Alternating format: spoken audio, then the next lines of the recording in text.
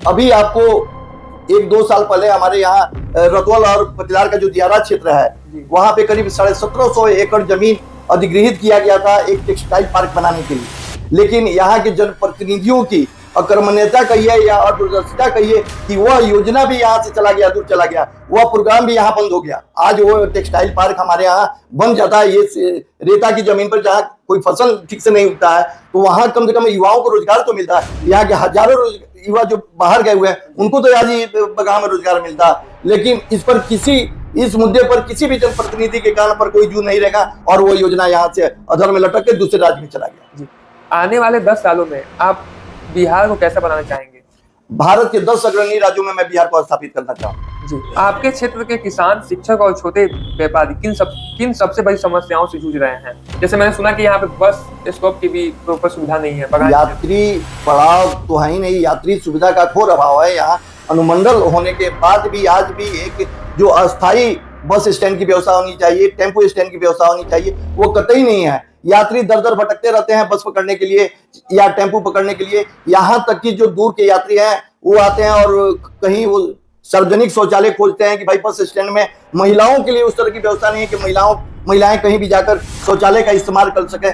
तो जो यात्री सुविधा है उसका घोर अभाव है। यही तो मैं बोल रहा हूँ कि आज 40 वर्षों से बगहा जिस जगह पे था आज भी उसी जगह पे स्थित है। जबकि नगर परिषद में भी इतने सारे फंड आ रहे हैं, विधायक नगर परिषद में बस स्टैंड का फंड है। तो आप 90s किड्स रहे होंगे, तो आप बताइए 90s के टाइम में जो बताया जाता है, खास करके बगहा मिनी चंबल के नाम से जाना जाता था, तो उस टाइम आपका बचपन कैसा बीता? उस समय देखिए हम लोग स्टूडेंट थे, जब घर आते थे हम लोग तो घर में कैद हो जाते थे। यहाँ का जो बाजार था वो 4 बजे शाम के बाद बंद हो जाता था। तो हम लोग के जो अभिभावक थे, जो गार्जियन थे, वो नहीं चाहते थे कि किसी भी छुट्टी में वो बगहा आए। बगहा वासी जो भी देख रहे हैं, अगर आप विधायक बन जाते हैं तो पहले 3 ऐसे कौन से काम होंगे जिसको आप सबसे पहले प्राथमिकता देंगे? सबसे पहला जो काम होगा वो बगहा को राजस्व जिला बनाना होगा। जी। दूसरी प्राथमिकता मेरी ये है कि एक यहाँ मोहल्ला है कैलाश नगर। जी। आजादी के बाद से वहाँ लगभग 20,000 की जनसंख्या निवास करती है। लेकिन जो सरकार का कहना है, सरकार की जो विधि व्यवस्था है कि जो भी वहाँ बसे हुए हैं वो सरकारी जमीन है, जबकि सरकार के द्वारा जो भी थोड़ी बहुत सुविधा होती है वहाँ भी मुहैया कराई जाती है। वहाँ नगर पालिका से सड़कें बनाई जाती हैं, नगर पालिका के द्वारा या बिजली विभाग के द्वारा वो सुविधा दी जाती है, जल एवं शौचालय का भी व्यवस्था उन लोगों के लिए है। लेकिन सबसे बड़ी विडंबना है कि उनका आज तक अस्थायी निवास प्रमाण पत्र नहीं बना। दूसरी मेरी प्राथमिकता है, सबसे बड़ी जो प्राथमिकता है वह है कि उनके लिए अस्थायी की व्यवस्था कराना, अस्थायी निवास की व्यवस्था कराना। अगर सरकार ये जमीन खाली कराती है तो सरकार के स्तर पर मैं निश्चित रूप से उनके पुनर्निवास की दूसरी व्यवस्था कराऊंगा, जहां से उनको कभी कोई दिक्कत नहीं हो। उनके लिए जमीन आवंटित करके जमीन का व्यवस्था कराकर उनके निवास की व्यवस्था कराऊंगा। ये मेरी दूसरी सबसे बड़ी प्राथमिकता होगी। और बाकी जो शिक्षा के क्षेत्र में भी विकास करना है वो निश्चित रूप से मैं नेटाहाट सैनिक स्कूल के तर्ज पर अपने बगहा विधानसभा में बच्चों के शिक्षा के लिए ये व्यवस्था करूंगा कि यहाँ पर भी हमारे विधानसभा में नेटाहाट और सैनिक स्कूल के तर्ज पर यहाँ के छोटे छोटे बच्चों को शिक्षा मुहैया कराया जाए ताकि वो अच्छे शिक्षित हो और रोजगार के लिए काफी आगे बढ़ सके। नमस्कार देशवासियों, मेरा नाम मनीष यादव है। आज के इस विशेष पॉडकास्ट में आप सबका स्वागत है। पिछले दिनों हम लालगंज में थे, वहाँ के लोकल मुद्दों को जानने का प्रयास किया और क्या वहाँ पे शिवानी शुक्ला बदलाव ला पाएंगी ये भी जानने का प्रयास किया। फिर हम वापस बगहा आ चुके हैं। आज हमारे साथ हैं जन सुराज के प्रत्याशी बगहा विधानसभा से श्री नंदेश पांडे जी, जो संस्थापक सदस्य भी हैं जन सुराज के। इसके पहले हमारा अनुभव जन सुराज के एक प्रत्याशी जो बदहारा विधानसभा से हैं सौरभ सिंह यादव जी, उनके साथ रहा है। आज ये हमारा दूसरा अनुभव होगा कि हम जन सुराज के विचारों को जानने का प्रयास करेंगे। तो सबसे पहले सर आपका स्वागत है। धन्यवाद सर। हम ये जानना चाहेंगे, आपके पास और भी पार्टियों के पास जाने का ऑप्शन था, हाँ, लेकिन आपने एक नए पार्टी पे ही क्यों दाव लगाया? नई पार्टी पे दाव नहीं लगाया।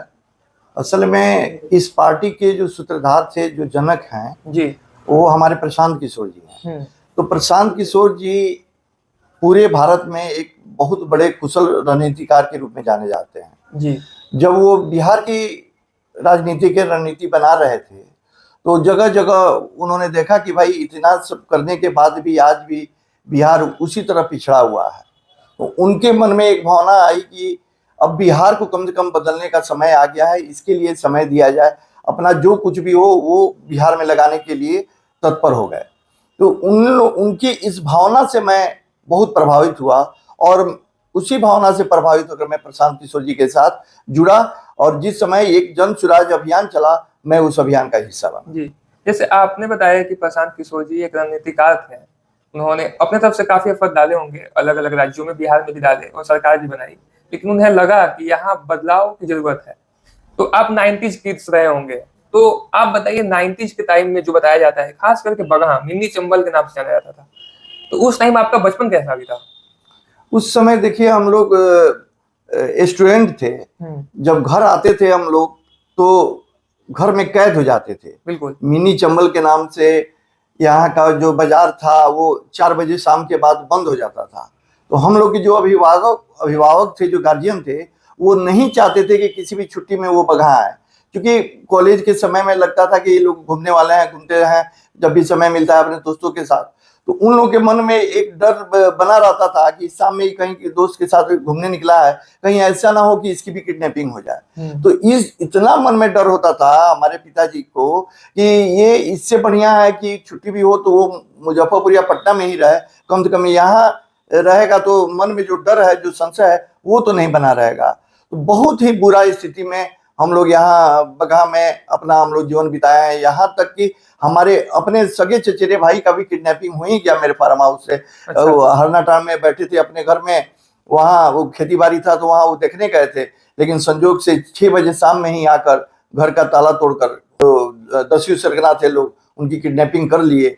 संजोग अच्छा था कि किसी तरह उनकी जान बची। 10-15 दिनों के बाद उनको किसी तरह हम लोग जो उनका रैंसम मनी था वो हम लोग देकर किसी तरह उनको छुड़ाकर अपने घर लाए। जी, जो जंगल राज का बात चलता है आज के समय में, जो आज के जेनजी बच्चे हैं जो सोच रहे हैं कि तेजस्वी जी आएंगे तो एक नया बदलाव आएगा, तो क्या आप मानते हैं कि तेजस्वी जी बदलाव ला पाएंगे या वही अपने पिताजी के रास्ते पे चलेंगे?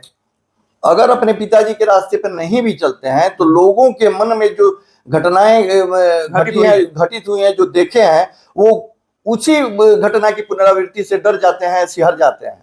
इसलिए ऐसा कुछ भी नहीं है। और पिछले हम लोग 10-15 वर्षों से देख भी रहे हैं, जब भी नीतीश कुमार जी के साथ होते हैं, आते हैं, तो फिर बिहार का जो अपराधीकरण यहाँ शुरू हो जाता है। इसलिए ऐसा कोई मतलब कुछ भी दिखने को नहीं मिलता है कि तेजस्वी जी आज आ जाएंगे तो बिहार में परिवर्तन हो जाएगा और वो जंगल राज स्थापित नहीं होगा। जी, तो राजनीति जैसे क्षेत्र में जब आप आए हैं तो आने का प्रेरणा क्या था? आपका क्या प्रेरणा था? राजनीति में आने का एक ही मकसद था कि अपने समाज में जो दबे कुचले पिछड़े जो लोग हैं, जिनको सामाजिक न्याय नहीं मिल पाता है, छोटी छोटी घटनाओं में उनके साथ जो यहाँ दुर्व्यवहार किया जाता है, चाहे वो प्रशासन के द्वारा हो, चाहे ये अंचल के द्वारा हो, तो वो मन को बड़ा पीड़ा देता था। तो मैं भी सोचा कि पढ़ने के बाद कि जो आऊं और जो हमारे जो ये शोषित समाज है उनकी सेवा करूं और उनकी मदद करूं। जी, तो जैसे अभी के वक्त में जो एनडीए की सरकार है वो बताती है कि पिछले 20 सालों में बिहार बहुत बदल गया है, यहाँ पे तमाम जो घटनाएं हैं वो कम हो गई हैं, लेकिन उसी में कहीं ना कहीं जन स्वराज एक पार्टी आई है जो रोजगार का मुद्दा लेके आई है, जो पहले कभी इन सब चीजों पे चर्चा नहीं होता था। तो क्या आपको लगता है कि राजनीतिक जैसे क्षेत्र में असली मायनों में यही मुद्दे होने चाहिए, रोजगार, शिक्षा, विकास? देखिए 1990 से 2005 तक जंगल राज का जो सामना हम लोग किए, उससे उबरने के लिए माननीय मुख्यमंत्री नीतीश कुमार जी अपनी न्याय यात्रा शुरू किए।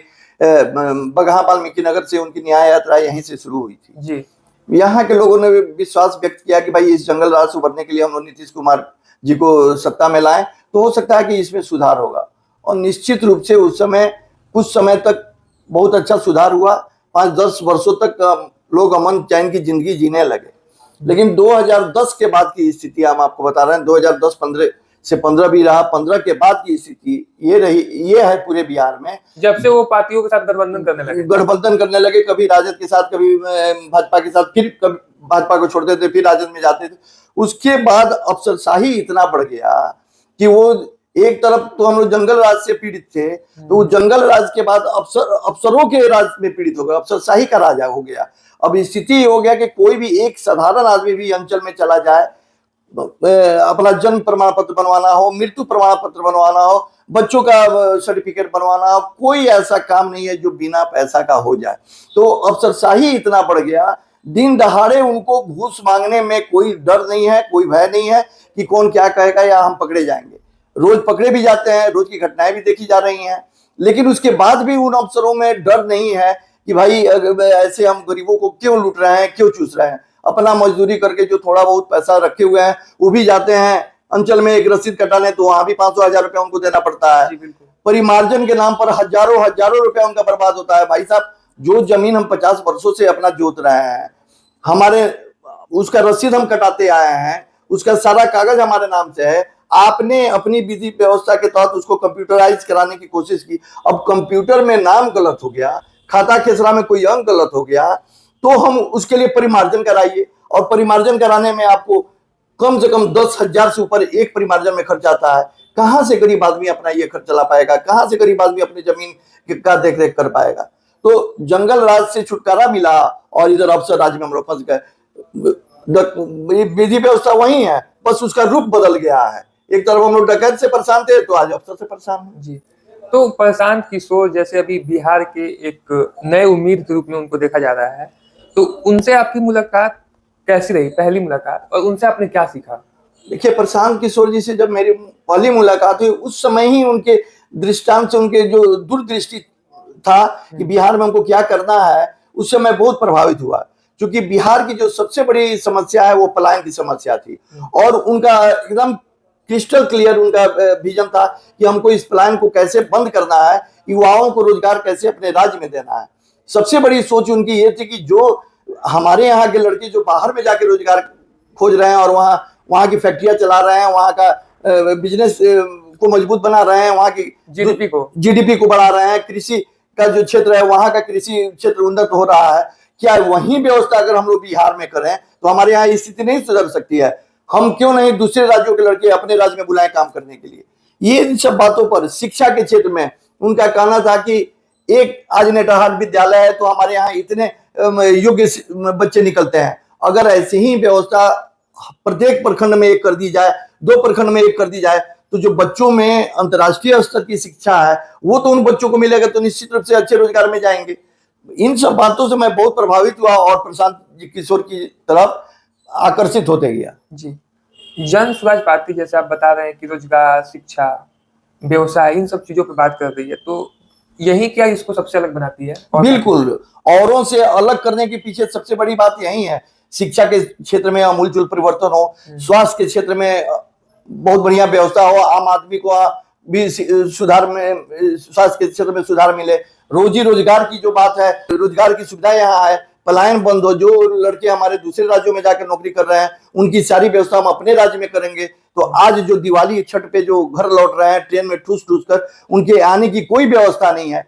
किसी तरह अपने घर परिवार में आते हैं कि कम से कम ये हिंदू का जो सबसे बड़ा आस्था और हाँ जो पर्व है छठ पर्व, कैसे अपने घर जाए, किसी तरह वो ट्रेन में बैठकर सफर करके अपने घर को पहुंच रहे हैं। आज अगर ये व्यवस्था हमारे बिहार में उनके लिए होती तो निश्चित रूप से उनको कभी भी पलायन के लिए मजबूर नहीं होना पड़ता, बाहर नहीं जाना पड़ता। जी, बगहा जो क्षेत्र है यहाँ पे पिछले 35 सालों से देखा जाए तो लालू जी के टाइम के बाद से या तो जेडीयू या तो भाजपा या तो गठबंधन की सरकार से कोई ना कोई यहाँ विधायक रहा है या बिहार में सरकार भी रही है, तो क्या आप लोग चुनौती दे पाएंगे मजबूती से?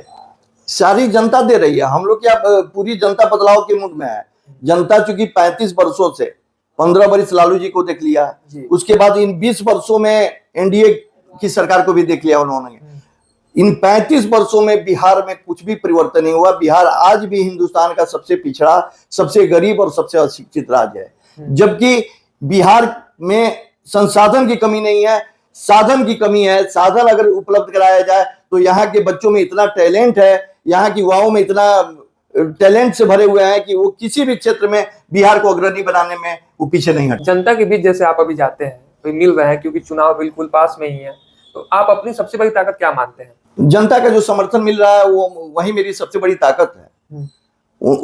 जनता को विश्वास है कि अगर जन स्वराज पार्टी की सरकार बनती है या मैं यहाँ का विधायक बनता हूं तो निश्चित रूप से बगहा विधानसभा का जो विकास होगा वो देखने लायक होगा। बगहा विधानसभा एक निश्चित रूप से आदर्श विधानसभा बनने में कारगर होगा। बगहा वासी जो भी देख रहे हैं, अगर आप विधायक बन जाते हैं तो पहले 3 ऐसे कौन से काम होंगे जिसको आप सबसे पहले प्राथमिकता देंगे?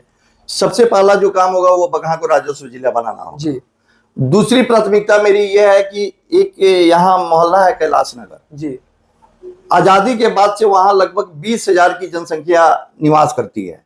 लेकिन जो सरकार का कहना है, सरकार की जो विधि व्यवस्था है कि जो भी वहां बसे हुए हैं वो सरकारी जमीन है, जबकि सरकार के द्वारा जो भी थोड़ी बहुत सुविधा होती है वहां भी मुहैया कराई जाती है। वहां नगर पालिका से सड़कें बनाई जाती हैं, नगर पालिका के द्वारा या बिजली विभाग के द्वारा वो सुविधा दी जाती है, जल एवं शौचालय का भी व्यवस्था उन लोगों के लिए है। लेकिन सबसे बड़ी विडंबना है कि उनका आज तक अस्थायी निवास प्रमाण पत्र नहीं बना, जिससे वो काफी आहत हैं और उनके मन में डर बना होता है कि सरकार कभी भी हम लोग को इस जमीन से बेदखल कर सकती है और बोल सकते हैं कि आप लोग अपना दूसरा आशियाना खोज लें।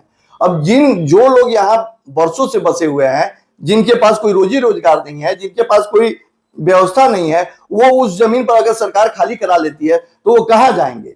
तो जो दूसरी मेरी प्राथमिकता है, सबसे बड़ी जो प्राथमिकता है वह है कि उनके लिए अस्थायित्व की व्यवस्था कराना, अस्थायी निवास की व्यवस्था कराना। अगर सरकार ये जमीन खाली कराती है तो सरकार के स्तर पर मैं निश्चित रूप से उनके पुनर्निवास की दूसरी व्यवस्था कराऊंगा, जहां से उनको कभी कोई दिक्कत नहीं हो। उनके लिए जमीन आवंटित करके जमीन का व्यवस्था कराकर उनके निवास की व्यवस्था कराऊंगा। ये मेरी दूसरी सबसे बड़ी प्राथमिकता होगी जी। और बाकी जो शिक्षा के क्षेत्र में भी विकास करना है वो निश्चित रूप से मैं नेटाहाट सैनिक स्कूल के तर्ज पर अपने बगहा विधानसभा में बच्चों के शिक्षा के लिए ये व्यवस्था करूंगा कि यहाँ पर भी हमारे विधानसभा में नेटाहाट और सैनिक स्कूल के तर्ज पर यहाँ के छोटे छोटे बच्चों को शिक्षा मुहैया कराया जाए ताकि वो अच्छे शिक्षित हो और रोजगार के लिए काफी आगे बढ़ सके। जी, जन स्वराज जैसे पार्टी है, इसमें जो भी उम्मीदवार हैं, फर्स्ट टाइम बहुत सारे उम्मीदवार हैं जो चुनाव लड़ रहे हैं। बिल्कुल। तो क्या आप मानते हैं कि जन स्वराज के आने के बाद से राजनीति में जो एक दूरी बनी हुई थी युवाओं में कि राजनीति तो बस पैसे वालों का खेल है, वो कम हुआ होगा और आने वाले टाइम में युवा भी इसमें बढ़ चढ़ के हिस्सा लेंगे? बहुत कम हुआ है। युवाओं के लिए भी जन स्वराज में यह व्यवस्था है कि जो भी युवा चाहते हैं कि राजनीति करना, राजनीति में आकर अपने समाज में सुधार लाना चाहते हैं, उनके लिए पैसा कोई मायने नहीं है। आप जन स्वराज से जुड़िए। आपके मन में अगर जन स्वराज से चुनाव लड़ना है, अपने समाज का विकास करना है, तो निश्चित रूप से आपको जन स्वराज के द्वारा एक ट्रेनिंग दिया जाएगा और जिस जगह पे आपका क्षेत्र होगा वहां पे आपको चुनाव लड़ाने की व्यवस्था की जाएगी। इस व्यवस्था से हमारे बहुत सारे युवा जन स्वराज से जुड़े हुए हैं कि आने वाले समय में उनको भी समाज में अपना योगदान देने के लिए, समाज में महत्वपूर्ण कार्य करने के लिए निश्चित रूप से उनको मौका मिलेगा। जी, क्या आज भी बिहार में जातिगत रणनीति या मुद्दे ज्यादा इम्पोर्टेंट है या मुद्दा बदल चुका है? बिल्कुल मुद्दा बदल चुका है। अब जो भी युवा हैं, नौजवान हैं, वो किसी भी जाति और धर्म के लुभावने लोभ लालच है उसमें पड़ने वाले नहीं है। वो समझ चुके हैं कि अब जाति से कुछ नहीं होगा, धर्म संप्रदाय से कुछ नहीं होगा। अगर जाति धर्म इससे ऊपर उठ के कुछ करना है तभी बिहार का विकास हो सकता है। इसलिए अब जाति धर्म संप्रदाय ये कोई मायने नहीं रखता है बिहार के विकास के लिए। सभी लोग मन बना चुके हैं, हम किसी भी धर्म से हो, किसी भी जाति से हो, इससे कोई मतलब नहीं है, बस बिहार का विकास होना चाहिए। जी, आपके क्षेत्र के किसान, शिक्षक और छोटे व्यापारी किन सबसे बड़ी समस्याओं से जूझ रहे हैं? जैसे मैंने सुना कि यहाँ पे बस स्टॉप की भी प्रॉपर सुविधा नहीं है। यात्री पड़ाव तो है ही नहीं, यात्री सुविधा का घोर अभाव है। यहाँ अनुमंडल होने के बाद भी आज भी एक जो अस्थायी बस स्टैंड की व्यवस्था होनी चाहिए, टेम्पो स्टैंड की व्यवस्था होनी चाहिए, वो कतई नहीं है। यात्री दर दर भटकते रहते हैं बस पकड़ने के लिए या टेम्पो पकड़ने के लिए। यहाँ तक कि जो दूर के यात्री हैं वो आते हैं और कहीं वो सार्वजनिक शौचालय खोजते हैं कि भाई बस स्टैंड में महिलाओं के लिए उस तरह की व्यवस्था नहीं है कि महिलाएं कहीं भी जाकर शौचालय का इस्तेमाल कर सके। तो जो यात्री सुविधा है उसका घोर अभाव है। ये यही तो मैं बोल रहा हूँ कि आज 40 वर्षों से बगहा जिस जगह पे था आज भी उसी जगह पे स्थित है। जबकि नगर परिषद में भी इतने सारे फंड आ रहे हैं, विधायक नगर परिषद में बस स्टैंड का फंड है, जमीन नगर परिषद के पास बहुत सारा जमीन है जिसको वो कभी भी अपना अधिग्रहण करके उस पर बस स्टैंड बना सकती है। लेकिन चूंकि इच्छा शक्ति का अभाव है, मन में कुछ करने की संभावना अलग नहीं है, तो निश्चित रूप से ये चीज पड़ा हुआ है और यात्री सुविधा का घोर अभाव है। तो क्या ये आप बदलाव लाना चाहेंगे बगहा में? बिल्कुल, ये तो हम लोग की प्राथमिकता में है। जिस समय से हमारी सरकार बन जाएगी उसके पहले दिन से ही ये सारी जितनी मूलभूत सुविधाएं हैं यात्रियों के लिए या यहाँ की जनता के लिए वो आपको मिलना शुरू हो जाएगा। और आपको उसका सारा रोड मैप हमारा तैयार है कि हम स्वास्थ्य के क्षेत्र में किस तरह काम करेंगे, शिक्षा के क्षेत्र में कैसे काम करेंगे, यात्री सुविधा के क्षेत्र में कैसे काम करेंगे। ये पहले दिन से ही ये सारी चीजें आपको दिखने को मिलने लगेगी। जी, क्या आपको लगता है कि बिहार को नए इंडस्ट्रियल पॉलिसी की जरूरत है, यहाँ पे उद्योग लगने चाहिए? बिल्कुल, जब तक कोई उद्योग नहीं लगेगा, बिहार आज भी हमारा कृषि प्रधान राज्य है, कृषि के क्षेत्र में भी तो बहुत सारे उद्योग लग सकते हैं जहां यहाँ से युवाओं को रोजगार मिले। अभी आपको 1-2 साल पहले हमारे यहाँ रतौल और पटियाला का जो दियारा क्षेत्र है वहां पे करीब 1750 एकड़ जमीन अधिग्रहित किया गया था एक टेक्सटाइल पार्क बनाने के लिए। लेकिन यहाँ के जनप्रतिनिधियों की अकर्मण्यता कहिए या अदूरदर्शिता कहिए कि वह योजना भी यहाँ से चला गया, दूर चला गया, वह प्रोग्राम भी यहाँ बंद हो गया। आज वो टेक्सटाइल पार्क हमारे यहाँ बन जाता है। ये रेता की जमीन पर जहाँ कोई फसल ठीक से नहीं उगता है तो वहां कम से कम युवाओं को रोजगार तो मिलता है। यहाँ के हजारों युवा जो बाहर गए हुए हैं उनको तो आज ही बगान में रोजगार मिलता है। लेकिन इस मुद्दे पर किसी भी जनप्रतिनिधि के कान पर कोई जू नहीं रहेगा और वो योजना यहाँ से अधर में लटक के दूसरे राज्य में चला गया। जी, आने वाले 10 सालों में आप बिहार को कैसा बनाना चाहेंगे? भारत के 10 अग्रणी राज्यों में मैं बिहार को स्थापित करना चाहूंगा। राजनीति के तनाव भरे माहौल में आप खुद को मानसिक रूप से कैसे संतुलित रखते हैं, क्योंकि बहुत हेक्टिक होता है सभी से मिलना? नहीं, लेकिन चूंकि एक नया कुछ करना होता है, मन में तो एक जज्बा होता है कि हमको बिहार बदलने के लिए, हमको अपना बगहा विधानसभा को बदलने के लिए कुछ करना है। तो जो लोगों का जो सम्मान मिलता है, जो सहयोग मिल रहा है, जो विश्वास मिल रहा है, वो मुझे मानसिक तौर पर और सुदृढ़ करता है, मजबूत बनाता है कि आप निश्चित रूप से आगे बढ़िए, हम आपके साथ हैं। आप बगहा के विकास के लिए 2 कदम आगे बढ़िए तो हम 4 कदम आपके साथ आगे बढ़ने के लिए तैयार हैं। तो ऐसी स्थिति में मेरा मानसिक स्थिति और अच्छा सुदृढ़ बनता है। जी, आपके जीवन में कोई एक ऐसा यादगार पल जब आप कभी किसी को शोषित होते हुए देखे होंगे और उस टाइम आपने ठाना होगा कभी नेता बनूं या ना बनूं, जब खुद कमाने लगूंगा तो ये चीज को दूर करूंगा या समाज में अपना भी योगदान निभाऊंगा? बहुत सारी ऐसी घटनाएं हैं जो मेरे सामने घटित होती हैं। 2002 में जब मैं पहली बार बगहा में आया, उसके पहले मैं बगहा में नहीं रहता था, किसी कारण बस बगहा में आना हुआ। तो पहली बार उस समय बहुत दिनों के बाद नगर परिषद का चुनाव की घोषणा हुई। मैं घूमते घूमते देखता था, कभी बहुत छोटे छोटे लोग हैं, उनके घरों में बच्चियों की शादी के लिए पैसा नहीं है, नहीं जुटा पा रहे हैं, इलाज के लिए व्यवस्था नहीं है, कहाँ जाएं, पैसा अगर चाहिए तो उनके पास पैसा नहीं होता था कि बाहर जाके इलाज कराएं। जो लोकल स्तर पर मंडलीय अस्पताल है वो रेफरल अस्पताल की तरह यहाँ काम करता है, कहीं कोई व्यवस्था नहीं है स्वास्थ्य की। तो ऐसी ऐसी बहुत घटनाएं घटती थी जो मेरे मन को आहत करती थी। तो मेरे मन में होता था कि मैं भी अगर सत्ता में आऊं या मुझे भी मेरे पास अधिकार हो, पावर हो, तो मैं निश्चित रूप से इनका मदद करूंगा। और 2002 से 2022 तक मैं नगर परिषद की राजनीति से जुटा रहा और निस्संदेह मैं अपने यहाँ के, अपने वार्ड के लोगों को तो छोड़िए, और भी वार्ड के लोग जो आते थे उनकी हर संभव मदद करने का प्रयास करता रहा। कहीं ना कहीं एक मानव होने का यही असली निशानी है कि बिल्कुल, आप सबका मदद कीजिए। मन में एक टीस होता था जब दूसरे को कष्ट में देखता था। लड़कियों की शादी नहीं होती थी तो हम लोग बहुत सारा प्रोग्राम चलाते थे कि भाई सामूहिक कन्या विवाह हम कराएं, उसमें जो भी मेरे से योगदान होता था आज भी देते हैं, उस समय भी करते थे और यह प्रक्रिया निरंतर चलती रहे।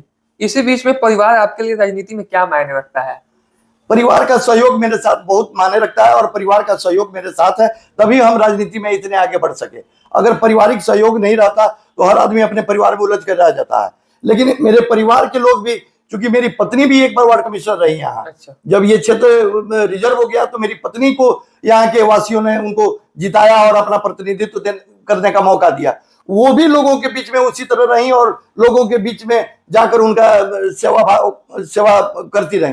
तो एक मन में ये था हमारे परिवार में कि नहीं, राजनीति में रह कर हम यहाँ की जो पीड़ित जनता है उसकी सेवा कर सकते हैं या उनकी मदद कर सकते हैं। तो परिवार मेरा बहुत ही मददगार है इस क्षेत्र में मुझे काम करने के लिए। जी, आखिर के 3 सवाल है मेरे बिहार और देश के विजन के ऊपर।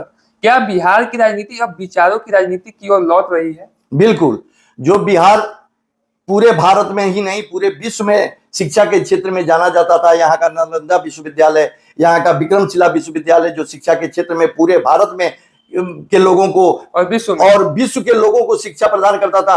आज उसी शिक्षा की ओर बिहार लौट रहा है और अपने पुराने गौरवान्वित इतिहास को वापस पाने के लिए अग्रसर है। और इसमें जन सुराज काफी सार्थक प्रयास कर रहा है कि हमारा जो शिक्षा का क्षेत्र है, जो उद्योग का क्षेत्र है, जो रोजगार का क्षेत्र है, जो कृषि का क्षेत्र है, वो उस क्षेत्र में हम आगे बढ़े। जो कृषि की दुर्दशा यहाँ जो किसान झेल रहे हैं, वो हमारा जन सुराज अगर आता है तो सबसे बड़ी हम जो योजना बनाई है हमारी सरकार ने, हमारे पार्टी के जन नेता ने प्रशांत किशोर जी ने, कि मनरेगा के तहत उस खेती को हम जोड़ देंगे। जब मनरेगा के तहत जो मजदूरों को पैसा दिया जाता है, जो कि आज के समय में सिर्फ कागज पर होकर रह गया है, उसको हम अमलीभूत जमा बनाने के लिए किसानों से जोड़ देंगे। उनकी खेती के लिए वहीं मजदूर जाकर उनके खेतों में काम करेंगे और उनका पेमेंट मनरेगा के तहत सरकार की तरफ से उनको पैसा दिया जाएगा। तो एक तरफ किसान को भी फायदा हो जाएगा, दूसरी तरफ जो मजदूर है उनको रोजगार देना है, उनको भी फायदा हो जाएगा। तो क्या आपको लगता है कि जन सुराज लॉन्ग टर्म विकल्प बन सकती है बिहार? बिल्कुल, एकमात्र पार्टी है जन सुराज जो बिहार में ही इसका विकल्प है। इसके अलावा कोई विकल्प नहीं है। और जन सुराज की जो धारणा है कि बिहार को मैं भारत के 10 अग्रणी राज्यों में स्थापित करना, इससे हमारे युवा, नौजवान, जो वृद्ध, महिलाएं सभी इससे प्रभावित हो रही हैं और निश्चित रूप से जन सुराज में वो अपना विश्वास व्यक्त करेंगी और उनकी सरकार बनाएंगे। जन सुराज की बात हुई है तो एक एक सवाल मैं एनडीए और महागठबंधन के ऊपर लेना चाहूंगा। एनडीए कह रही है इस बार 2025 225 कि हम 225 सीट जीत रहे हैं, तो इसको आप कहाँ देखते हैं? ये मुंगेरी लाल के हसीन सपने हैं जी। एनडीए की जो ये सपना देख रही है, पिछले 20 वर्षों में एनडीए क्या की है, तो वो तो अभी पता चल जाएगा कि 225 मिलता है कि 25 पर सिमट कर रह जाते हैं। और तेजस्वी जी बोल रहे हैं कि मैं युवा हूँ, नया बिहार हूँ, हर घर में एक एक नौकरी दूंगा सरकारी। तो क्या लोगों को मौका देना चाहिए तेजस्वी जी को? तेजस्वी जी की भी जो घोषणा है, तेजस्वी जी उसको समझ नहीं पा रहे हैं कि यहाँ 3 करोड़ परिवार है पूरे बिहार में। जो 14 करोड़ की आबादी है उसमें अगर हम 5-6 को ही जोड़े तो कम से कम 3 करोड़ परिवार है। हर घर में सरकारी नौकरी कहां से देंगे, पैसा कहां से लाएंगे, या व्यवस्था क्या करेंगे? ये तो रोड मैप तो बताएं कि किस व्यवस्था से वो नौकरी देंगे। आज तक आजादी के बाद से पूरे बिहार में मात्र 26 लाख के आसपास ही लोग सरकारी नौकरी में आए, चाहे वो चपरासी हो या IAS ऑफिसर हो या इंजीनियर हो या डॉक्टर हो। तो आप जोड़ लें, उस हिसाब से 2% भी नहीं है जो सरकारी नौकरी में है। तो अब इतने दिनों में आजादी के बाद से 70 वर्षों में हम लोग 2% भी नहीं कवर कर पाए, तो अब कहां से हर परिवार को सरकारी नौकरी देंगे? अब वही जानते हैं, क्योंकि वो बहुत शिक्षित हैं, उनको पता है कि इस योजना को कैसे वो अमलीभूत जमा पाना सकते हैं। जी। तो कहीं ना कहीं प्रशांत किशोर जी जो उनको बार बार अलग अलग टीवी चैनल्स पे बोलते रहते हैं कि आप मैट्रिक पास करके दिखा दीजिए, तो उसके बाद आप जो बोलेंगे हम वो करेंगे। तो इसी बात से तो बोलते हैं। कभी कहते हैं कि हम सारी महिलाओं को 2500 रुपया प्रत्येक महीना देंगे, सरकार में आएंगे। उसका आंकड़ा जोड़ लें, अगर 6 करोड़ ही महिलाओं की आबादी हम जोड़ते हैं तो करीब 1.5 लाख करोड़ का बजट ये हो जाता है। किस पैसा से आप उनको दे दीजिएगा, किस पैसा से आप सबको सरकारी नौकरी में बहाल कर दीजिएगा? कहीं ना कहीं ये चुनाव में लॉलीपॉप का ये काम, चुनावी मुद्दा है, ये लॉलीपॉप है। इन लोगों की सरकार में तो जो वर्तमान में जो लोग शिक्षक रहे हैं या किसी विभाग में जो नौकरी कर रहे हैं, उनको तो समय पे तनख्वाह नहीं मिल पाता है। 6-6 महीना उनको तनख्वाह नहीं मिलता है, तो बाकी नए लोगों को कहां से सृजन कर पाएंगे, उनको तनख्वाह दे पाएंगे? जी सर, जैसे बगहा क्षेत्र से आप आते हैं, बगहा विधानसभा से, ये यहाँ पे SDM भी बैठते हैं और पिछले 30 सालों से 29 सालों से बगहा जिला बनाने की मांग चली आ रही है। तो क्या बगहा जिला नहीं बनना चाहिए? यही तो मैं बोल रहा हूँ कि मेरी जो सबसे बड़ी प्राथमिकता होगी, जो पहली प्राथमिकता होगी, वह बगहा को राजस्व जिला बनाना होगा।